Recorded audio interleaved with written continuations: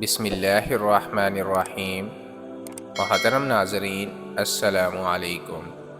ناظرین، سورۃ مائدہ آیت نمبر 35 میں ایمان والوں کو خطاب کر کے کہا گیا ہے، اے ایمان والو، اللہ سے ڈرو اور اس تک پہنچنے کے لیے وسیلہ تلاش کرو۔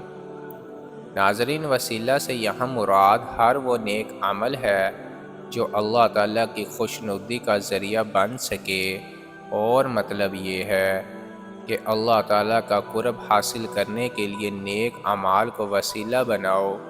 اللہ تعالیٰ کا قرب حاصل کرنے کا سب سے مختصر راستہ اتباع سنت ہے۔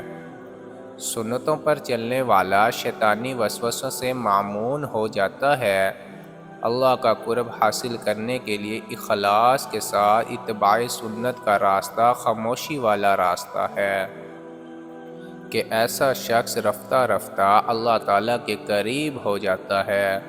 مثلاً مسجد سے باہر نکلا تو اس نے سنت پر عمل کرتے ہوئے بایاں پاؤں پہلے باہر نکالا اور مسجد سے نکلنے کی دعا مانگی۔